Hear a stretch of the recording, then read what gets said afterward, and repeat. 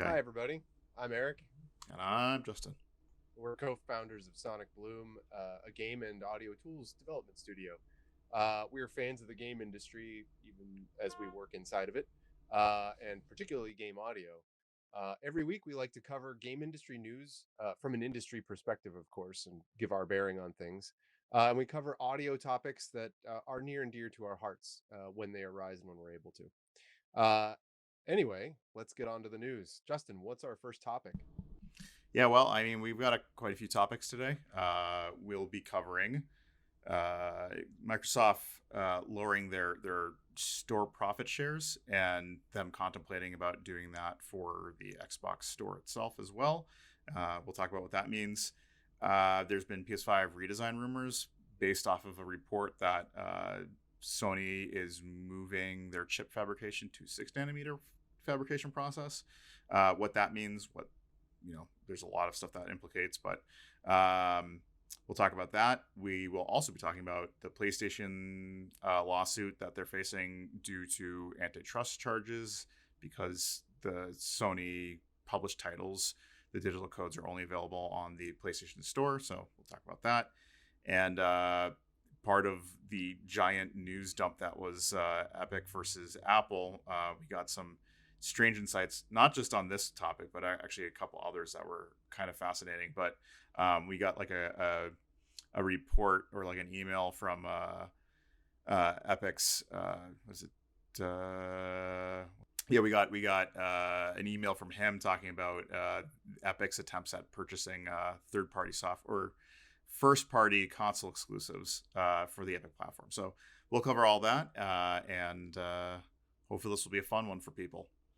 So let's get started. The first topic, as mentioned, was Microsoft has on their Microsoft store, they've officially lowered their profit share for video games from in like apps and whatever else from 30% to 12% share, making it an 88 and 12% split. 88% goes to the publisher, 12% goes to Microsoft for store fees, I guess. And that's making a split from a lot of other marketplaces. Typically, it tends to be around 30% in general. That's where they were at. Epic has lowered it to 12%, and that might be part of the reason why they're doing it. But let's talk about that a bit. But one of the rumored pieces was they're doing it for the Xbox store as well, which is actually a pretty big deal. So we'll talk about those pieces. So Eric. What is this? What does a move like this mean for devs? I mean, beyond the obvious, I guess. Yeah, it means if you're a PC developer, you're in a happy place right now. You know, getting an extra, what is it? See, 28%? No, yeah, no, 18% of revenue uh, from your sales is always great. I mean, it's going to allow the developers of PC titles in particular to reinvest that, pay their employees more, just generally make a lot more profits. Apologies if you're hearing road noise. Anyway, um, yeah, it's, I think in terms of developers, it's going to be a bit of a boon. My guess as well is that it's not a ton of money being made through the Microsoft Store, specifically the Microsoft Store on Windows 10. There is also the Microsoft Store on Xbox, or the Xbox Store, I guess, where you buy games on your Xbox console. That is a different store, and that is the 30%.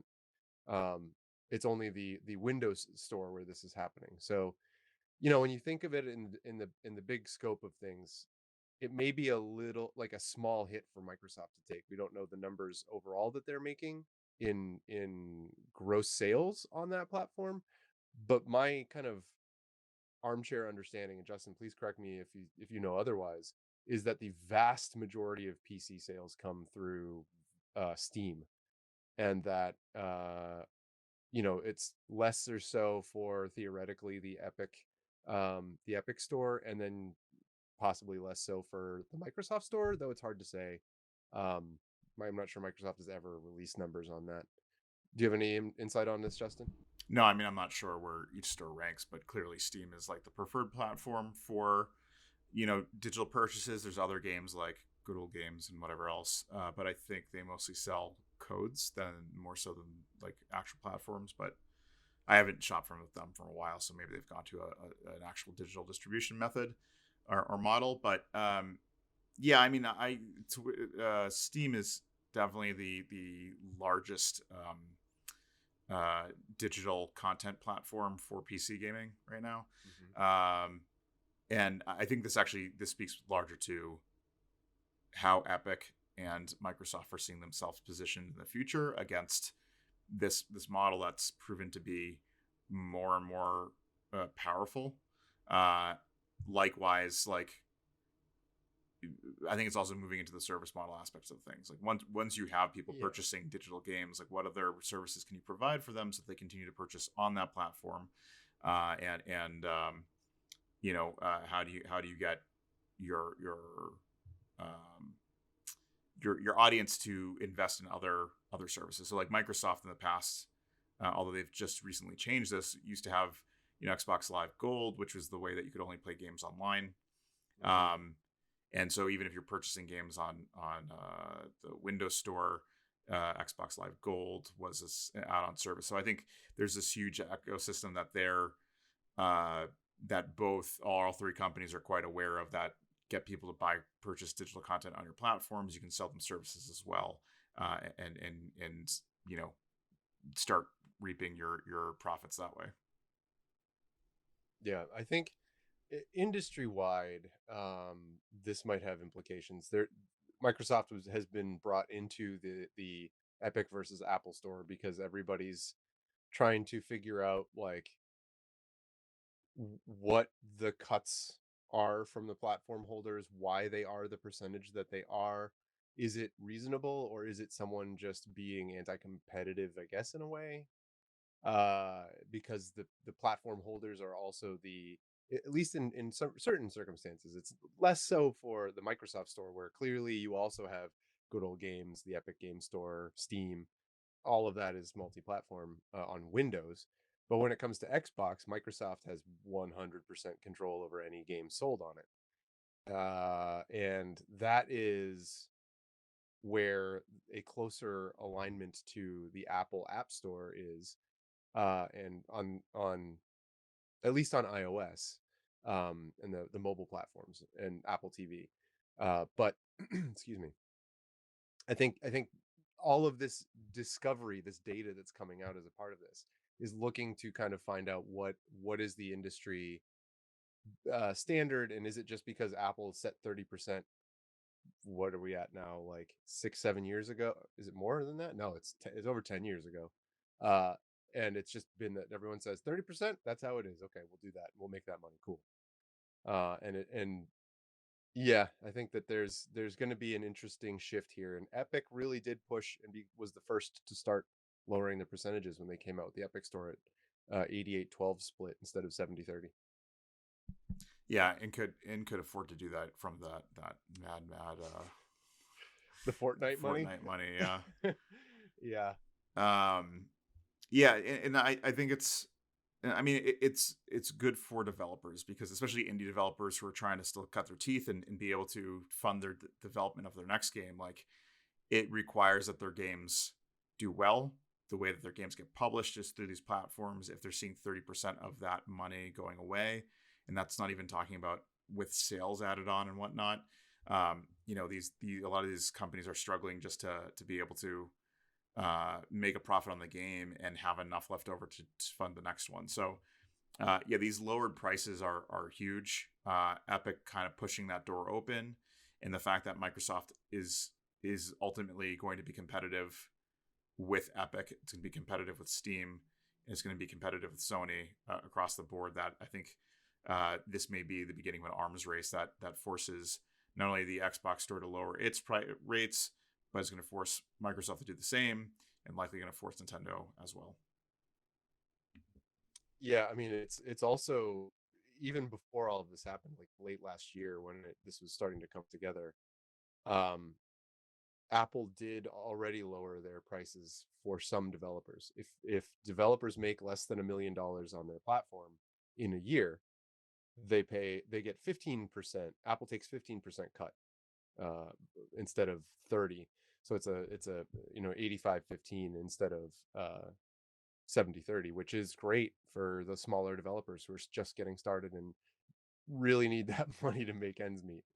Uh, yeah. And again, these things are like have only been pushed recently because of the sort of exposure, the heating up of the competition. Apple getting kind of dragged through the mud with their sort of restrictive policies on what they can pull profit from, what's allowed and what's not allowed. So, as much as these stores being the place where you're like ultimately you're going to be forced to sell a title if you're a game developer. It's the sort of competition between all these different platforms is good because you're not having price fixing across it. You're actually having competitiveness with Epic lowering prices and whatnot, and might as well get good while the going's good because I imagine that once this sort of stabilizes, you'll see those profit sharing probably creep up again. All right. Well, do you want to talk about the next one, Eric? Sure, yeah. So there's been PS5 redesign rumors coming through the supply line. Particularly, these rumors are that uh, the chip foundries like TSMC are going to be putting into production PS5 what was it? It was semi customized 6 nanometer CPUs with the architecture developed by AMD and then being fabricated by a number of sources like TSMC. And that these will um, kind of power the possible redesign of the PS5 outside. I mean, a die shrink might have that capability in terms of lowering heat and thus making more affordances for smaller or different, fin design. Justin, do you have any thoughts on that?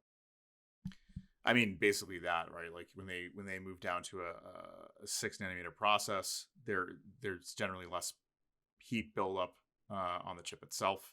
I'm not really sure at what percentage. I mean, basically at the size we're at now with the method in which they're fabricating or laying down wire, or circuits, the the gains from like 7 nanometers to 6 nanometers is significantly more than it was when it was 15 to 20 or 15 to 17 or something like that as a percentage of its overall die size. So, one nanometer reduction probably does mean a good amount of power and heat savings. But I ultimately believe that that's not the true goal of shrinking the die size as quickly, or not shrinking the die size, but shrinking the fabrication or etching size, I guess. Yeah, what would be then the big win there? I mean, I think the big wins there are one, you can get more chips per silicon wafer, Mm-hmm. and I think that's probably one of the biggest things right now. Is like we know we're short on silicon. Yeah. We there's also heavy competition in the fabrication groups themselves. So like you have to buy time from places like TSMC um, to fabricate your chip. So if you're first to jump on a smaller process, you'll probably have priority, and you'll probably be allowed full use of that fabrication facility, waiting for other people to reduce their fabrication size, um, and be in a less competitive space. Like right now, 7 nanometer process is fairly competitive. There's lots of things being developed on that size, and so it's probably Sony, Microsoft, Nintendo. Not Nintendo right now, but possibly Switch Pro could very And well be using yeah. that size. Uh, Cell phone processors, that sort of thing, are all going to be around that size, and so you're competing against all of them for that space.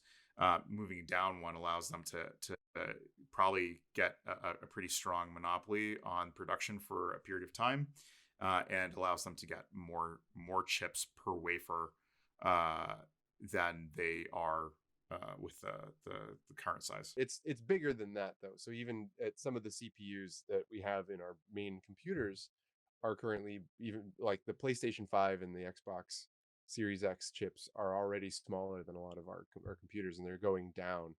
Um, Yeah, I think you the AMD Ryzen CPUs were on 7 nanometer process. If not, they still may very well be. I know everybody's trying to get smaller and smaller because basically, if you can reduce heat and power demands, you can tend to scale up the amount of power your processor can use at the time. So, if anybody's been paying attention to desktop CPUs, you may notice that like their overclocking speeds or their boosted speeds are like breaking into like the 5 gigahertz speeds at this point, and that's largely due to die size and fabrication method shrinking. yeah, being able to manage your heat while you're developing. That's the only reason that we don't always run at 5 gigahertz, is because it just generates too much heat, and eventually that causes real problems in the hardware. And the cooler that you can run your system, and the smaller that your lanes are, the less heat it will generate, and therefore you can run it at higher rates. Um, yeah. We don't think that this is going to include any kind of hardware change, right? In terms of the box that the machine comes in for Sony, or will it? Is this going to be an opportunity for them to like shrink it a little bit, or readjust their like wavy white refrigerator looking box? Um, I think the report said that they were aiming to start, doing probably initial runs and test manufacturing starting this summer, which would mean by the winter uh, they might be able to start actually manufacturing at 6 nanometers. I assume that's not going to be a redesign. That's super early for a redesign like that. Um, what I'd say is actually pretty common is that every video game console sees significant hardware changes and reductions that help lower the price, help lower the power consumption, and help manufacturing stability. Basically, your hardware yields out of manufacturing help improve that. And so I think this is just basically one of those steps. It's going to help them. My guess is manufacturing will allow them to accelerate their manufacturing. It will allow them to have more yields per die, which will allow them to produce more PlayStations per die itself, or like etched and cut die Per wafer, yeah. Yeah, excuse me, for wafer. Yeah, and uh, a full on like shrinking of everything is going to require like a full on redesign, and I just assume it's going to be a sort of cost reduction measure and yield increase measure that this is largely alluding to. Yeah, the one console that I can remember going through many revisions, well, maybe not that many, but several revisions with no hardware change externally at least, was the Xbox 360, where Microsoft kept trying to solve the Red Ring of Death problem, and it wasn't until 2 or 3 years in that they figured out what it was with the like the die size. If the GPU got too hot or something like that, it would expand, and that would cause lanes inside of the I think it was like the memory bus would kind of flex and eat and lose contact or something like that, and it would red ring. um that's why if you let it cool down for a little bit, it would work again. At any rate, there was a there was like the Jasper release. There were hardware revisions that people knew to ask for at the stores to say like, how long has this been sitting on the shelf, because there was that problem with the internal hardware. And so like they had multiple different CPU boards, and this might just be one of those where, yes, if you open up a PS5 after this 6 nanometer switch happens, you'll notice that the board is maybe a little smaller, or the components are shifted over. It's unlikely though that we'll see like the actual shape of the box change. That's going to be a little bit more drastic. Yeah, definitely. And actually, in the PS3 went through a significant amount of revisions too. Like, It did, yes. because likewise it generated a lot of heat. It generated a lot. It was power hungry, and And there was expensive to build. that too, right? Like, I think even when the PlayStation 3 released, the top tier model was I think $600. Yep. at the time of what, 2003, No, something it was 2000 and like 8. yeah. Yeah, so Yep.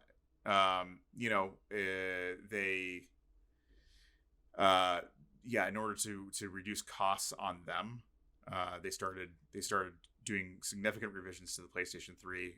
Not the smallest one being removal of the PlayStation 2 hardware. Hard. Yeah, so yeah, I think it's not reasonable to assume that we're going to see like a mini PlayStation 5 anytime soon. Maybe a couple years from now, but not right now. Yeah, I would guess at least 2 to 3 years out. Um, That's yeah. All right. So we move on to the next goodie. yeah. Let's talk about PlayStation's lawsuit. They're being charged for the antitrust, basically violating that their digital store, which is the only way that you can buy digital versions of PlayStation games. Part of the way that they sort of escape part of the way that they've escaped sort of like antitrust issues up to this point was that digital codes for their money for your games could be purchased at places like Walmart and other places like that. So yeah, they're being charged on antitrust over this.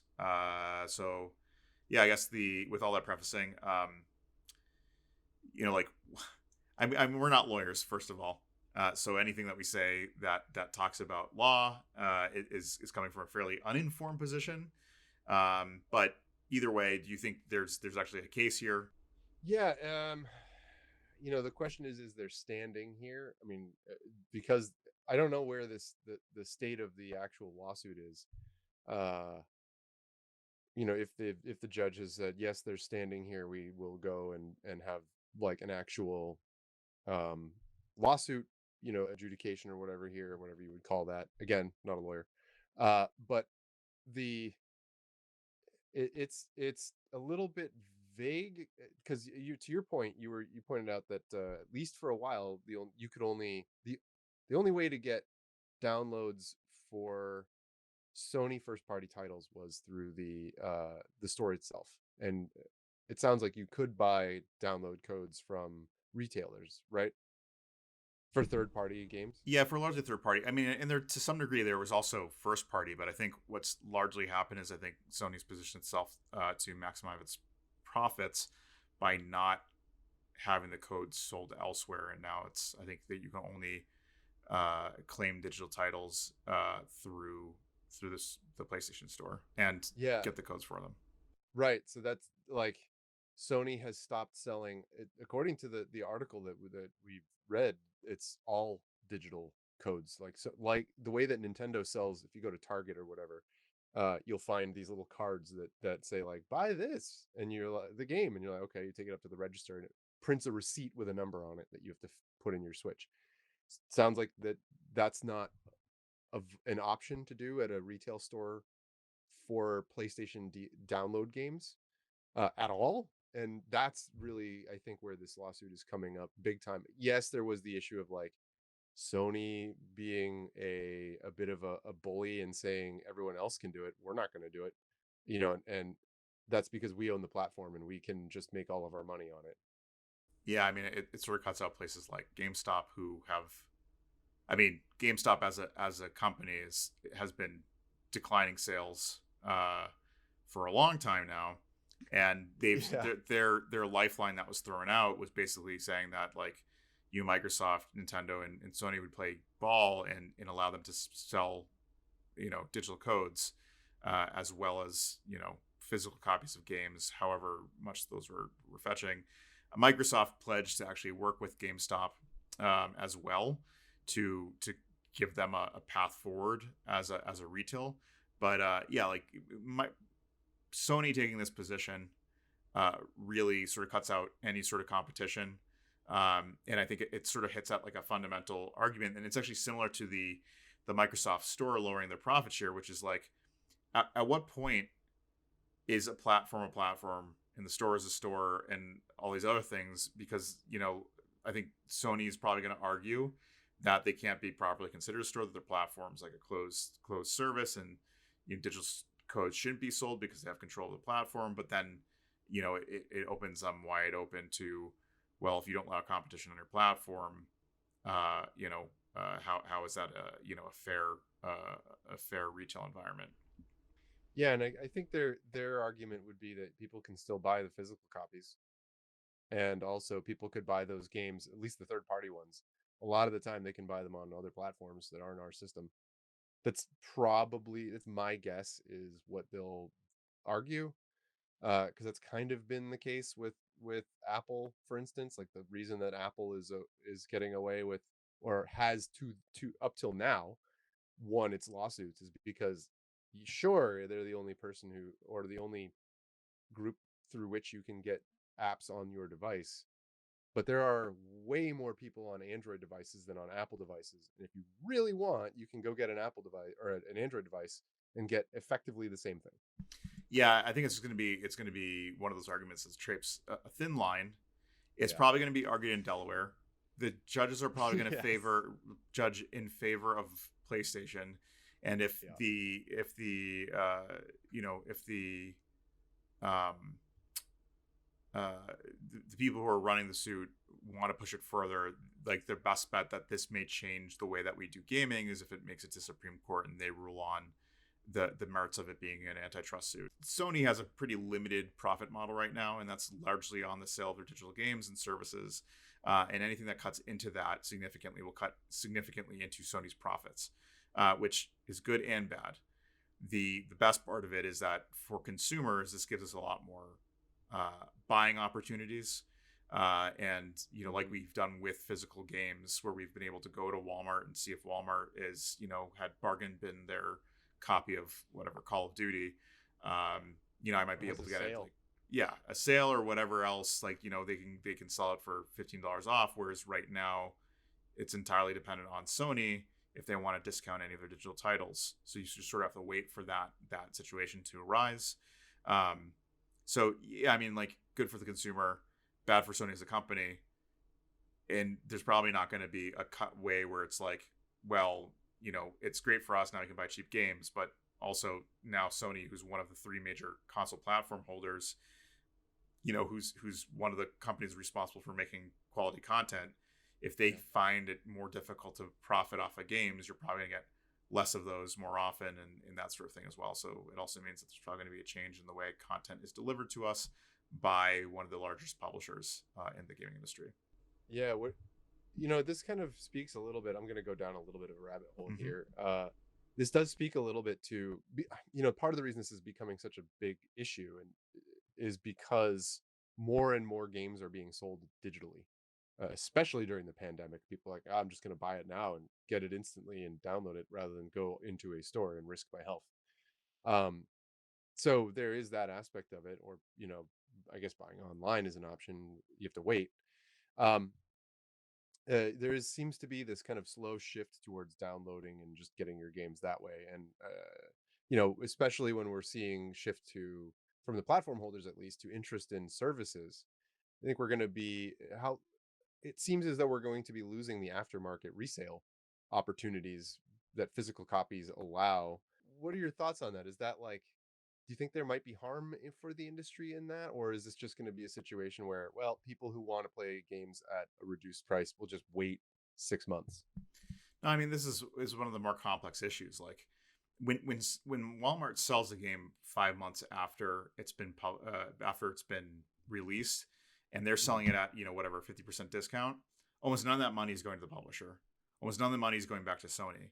Like it becomes like a Walmart profit, but beyond probably some money that was initially paid up to have shelf space, but that's paid by Sony to Walmart. So like those type of games are not being sold. When a game is resold, the publisher, the people who created that art, the people who the content that was labored over and you're enjoying, none of that goes back to the publisher. On these digital platform stores, money actually still at least flows back to these customers. And during the Xbox 60 era or 360 era, it was one of the big things that game developers were trying to do with the advent of like robust online gameplay, was like create games that have long legs on it, so people don't trade these games in right away. They hold on to them for a while, which drives up the initial sales, which is different than if it was like something like maybe Last of Us. Um, so where you could beat the game in a week, and then once you were done with it, you were done with it. The game would just be sold off, and then as soon as it changed hands and went to someone else, like Naughty Dog, Sony, we're not seeing the money back from that. So it's a pretty complex issue that, yeah, I mean, like, yeah, it should be clear that like developers aren't getting your money in every case where you're picking up a game, playing it, and enjoying it. Like that's essentially being taken from their hands, and it's similar to like the piracy issues with like downloading or streaming movies illegally. Like money's not going to the people who created that content, and you know, Nope, it's going to the people who put ads on those sites that let you stream for free. yeah, and a lot of times it's only going to the publisher, so like the artist doesn't get anything.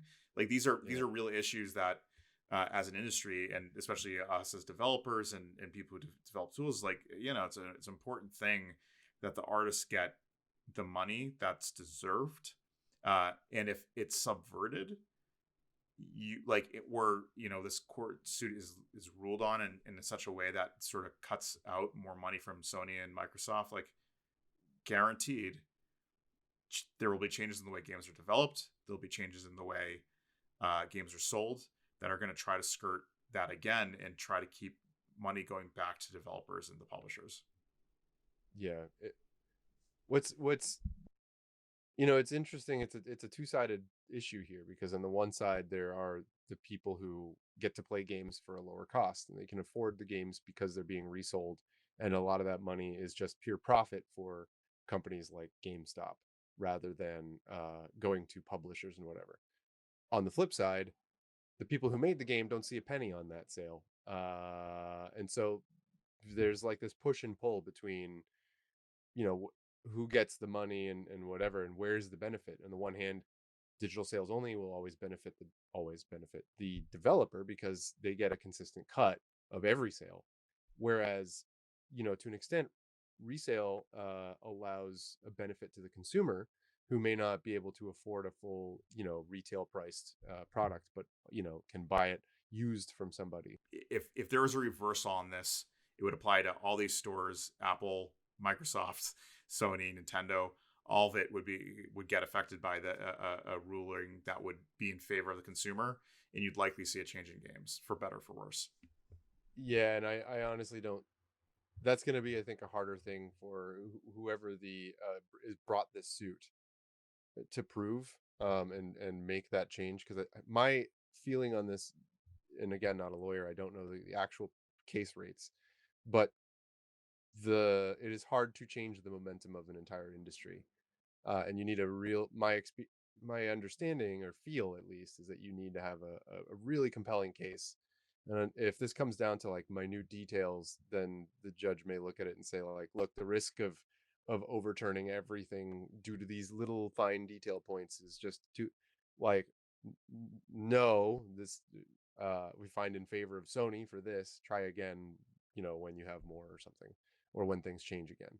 Well, for now, shall we move on to our fourth and final topic of the evening? There was a letter that was captured, I guess, but that shows some internal dialogue that between Epic, that was stating um, their strategy to purchase like Nintendo, Sony, Microsoft first party titles to have on the platform, uh, which I don't know. I mean, like, what do you read from that? Because this is all going to be speculative. Like we know none of this has been confirmed. None of it's happening as far as we know. But it does sort of speak to like what's Epic's positioning, where do they see competition, like that sort of thing. Yeah, I think what they're doing is looking for a leg up against. This is them looking for a way to differentiate themselves from Valve, and from good old games, the Microsoft store we talked about earlier. They're trying to they came out of the gate with like free games for people, to attract people to their storefront end. They came out with a much lower, or a better share ratio with developers to attract more developers to put content into their store, because they really want to come after Valve, who has appeared, at least I think the language at the time was that Valve with Steam had kind of let it, there hadn't really been any serious competition on the PC in terms of storefront, and that meant that Steam had stagnated a bit, or wasn't as uh responsive with their updates that as some publishers and game developers would like. At least that was kind of my understanding of the reason why, the stated reason why Epic was starting to do this. Um, and again, like they came out with their money printer of Fortnite backing this move, and said, okay, well, what can we do to differentiate? First of all, we need to catch up on titles, so we'll have to court all the publishers and developers. But then, what can we do to really push it? And one thing that it seems now that they've tried is to get Sony to provide first party titles, presumably for the PlayStation, onto PC, ported to the PC, and then exclusively available through the Epic Game Store. Um, it's not stated whether it was timed exclusivity, I think, or if it was just totally exclusive. But the cash monies was pretty sweet for the deal that we're looking at. The documents that were shown stated it was 200 million minimum guarantee plus for 4 to 6 titles, and then the point is made that there's an ambiguity there. Was it 200 million per title for each of those 4 to 6, or was it 200 million for you pick your 4 to 6 titles and put them on our store? Right, and I don't think you're going to get any clarification behind that, but Yeah, yeah, I mean, I think Epic, I mean, Microsoft sort of already capitalized on this, but basically the games that were developed during their PS4 generation has been a boon for PC gaming, because basically any game that was developed for console, which tends to be developed to a lower minimum, but at a higher quality than generally games that are developed on PC, which meant that like really nice looking games, really high quality games, would run really well on low end PCs. So if you were running a high end PC, which is like, candy on top. yeah, So there's been a whole bunch of titles that have been developed on x86 architecture, PC architecture, that relatively easy to port over. And Microsoft sort of has already capitalized on this, making, I think, all of their Xbox Studios games available on PC. I don't know if it's day and date. Actually, I don't think they've adhered to day and date, but I think all the Xbox Studio games now will have PC releases as well. And clearly, Sony has been making small moves towards adapting the PS4 exclusive games that they've developed onto PC. A couple of years after they've been released. yeah. Kind of slowly saying, well, we've exhausted our potential audience on our own kind of what's it called? Kind of target audience, initial target audience, say the console thing, and we're now in these titles are greatest hits games, which means that they're offered at a lower price. And sure, why not? If we can develop it at a cheaper price and just kind of port it to a new platform, and then maybe hit another several million players, awesome. We'll make more money on that, and hopefully the cost of porting it will be lower than the amount of money that we make on it, and that's just a good business strategy right there. At any rate, what do you think this means for Epic's competition, like this whole space? I personally wasn't aware that there was this conversation of trying to get console exclusives to be PC exclusives for certain stores. I mean, it makes sense. Do you think this has been going on with Steam and Microsoft's Windows 10 store of late, or is this something new that Epic is trying?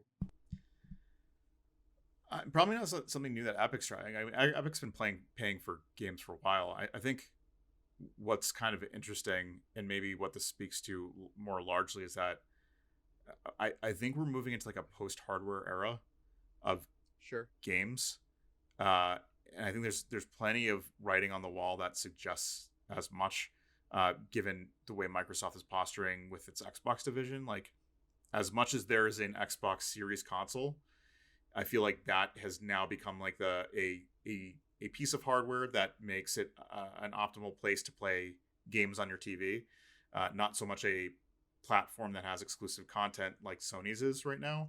But I think Right. Sony's also slowly been moving away from that as well, like understanding that their services and their digital sales are way more valuable than their hardware sales, which typically take a loss for a period of time, are not huge revenue generators for them.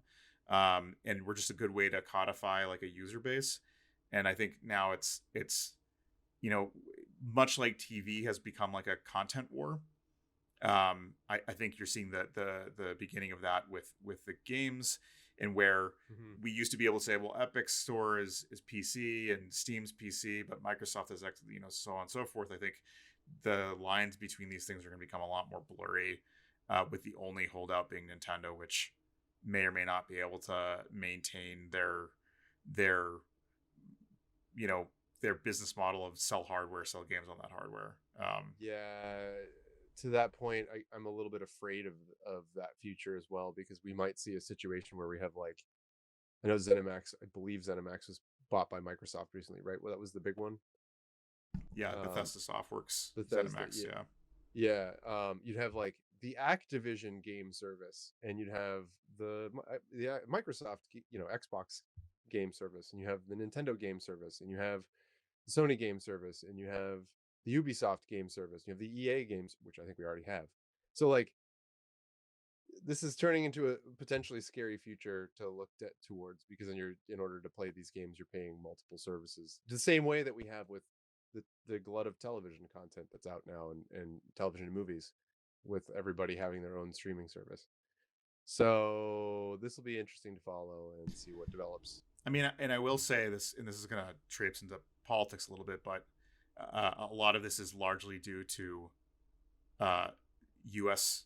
Um, business laws that allow for monopolization, allow for uh, you know uh, places like AT&T to provide a service and to become a more than just a an internet telephone company, and turn into a media company that can use its infrastructure to sell access rights to their content and all this other stuff. And like that sort of thing makes this possible when you look at things like foreign countries like Europe.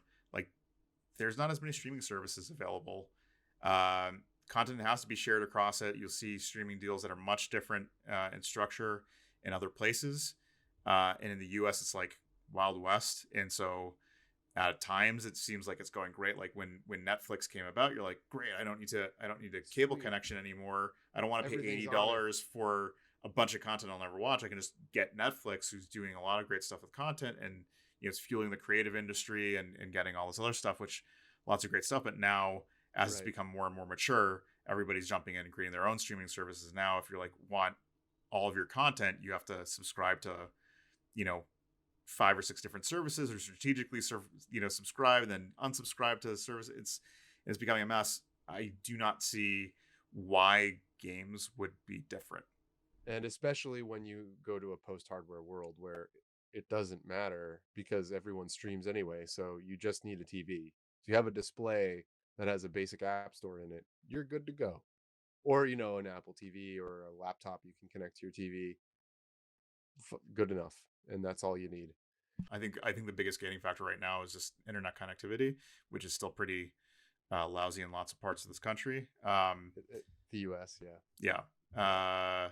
But I mean, you could see things like, I mean, one scary thought is looking at like Comcast or AT&T purchasing huge game companies because they realize it's a content grab, and for them to be able to sell their premium internet packages, they're best off, purchasing Activision or Microsoft or Sony or whatever to get a hold of that content.